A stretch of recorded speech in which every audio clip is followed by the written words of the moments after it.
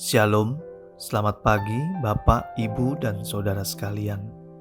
Sebelum kita mendengar dan merenungkan firman Tuhan pagi hari ini, marilah kita berdoa. Bapa kami yang di surga, selamat pagi Tuhan. Terima kasih buat hari ini, hari yang telah Engkau jadikan bagi kami semua. Pagi ini kami siapkan hati dan pikiran kami untuk mendengar dan juga merenungkan firman Tuhan ya Bapa. Firman-Mu menjadi kekuatan bagi kami semua. Di dalam nama Yesus kami berdoa. Amin. Tema renungan kita hari ini adalah Jikalau Bukan Tuhan. Diambil dari Mazmur 127 ayat 1-5. Beginilah firman Tuhan. Nyanyian ziarah Salomo. Jikalau bukan Tuhan yang membangun rumah, sia-sialah usaha orang yang membangunnya. Jikalau bukan Tuhan yang mengawal kota, sia-sialah pengawal berjaga-jaga. Sia-sialah kamu bangun pagi-pagi dan duduk sampai jauh malam, dan makan roti yang diperoleh dengan susah payah, sebab Ia memberikannya kepada yang dicintainya pada waktu tidur.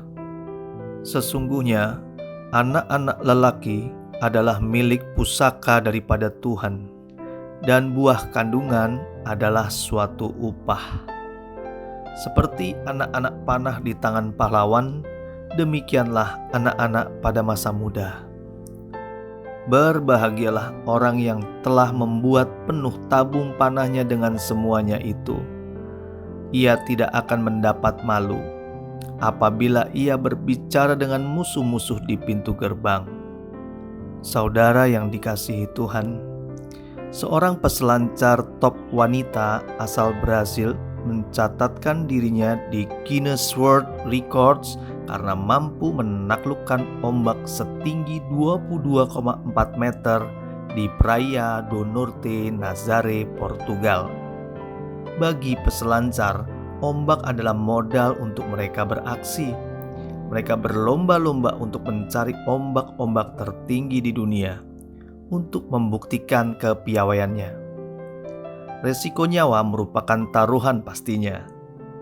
Salah satu faktor yang menyebabkan terjadinya ombak adalah hembusan angin.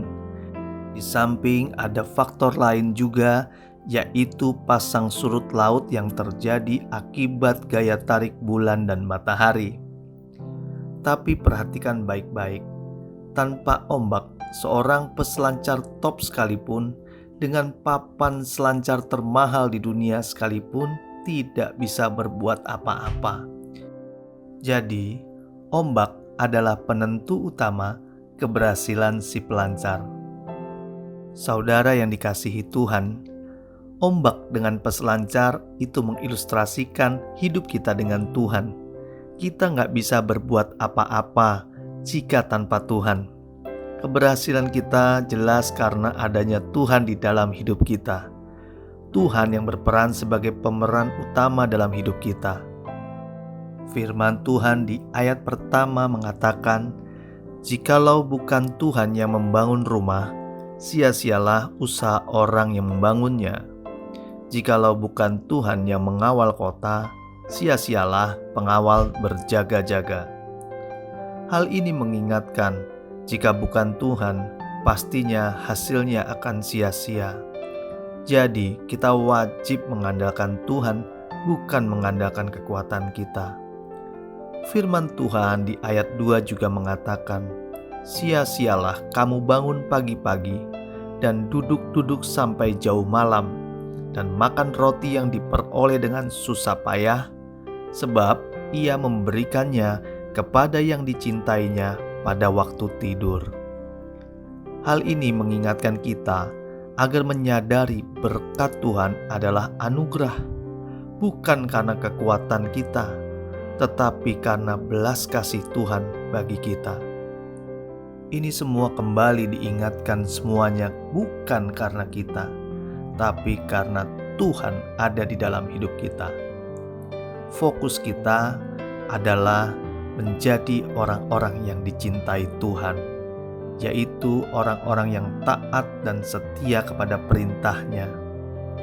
Jika kita sadar semuanya datang dari Tuhan, bukannya seharusnya kita bersyukur dan berusaha membalas kasih-Nya yang luar biasa itu dengan hidup berkenan di hadapan Tuhan.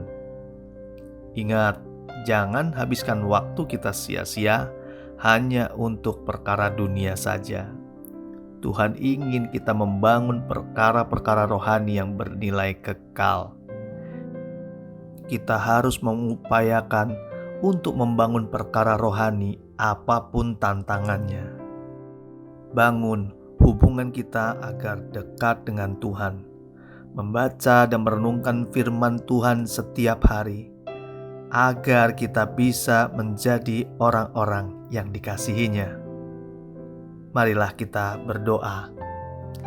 Allah Bapa yang baik, kami menyadari hidup kami di dunia ini bukan bicara soal kami lagi, tapi bicara soal Engkau yang ada di dalam hidup kami. Engkaulah segalanya dalam hidup kami ya Tuhan. Tanpa Engkau kami gak bisa berbuat apa-apa. Pagi hari ini kami mau belajar menjadi orang-orang yang dicintai oleh Engkau. Ajar kami Tuhan menjadi orang-orang yang taat dan setia kepadamu. Di dalam nama Yesus kami berdoa. Haleluya. Amin. Tuhan Yesus memberkati.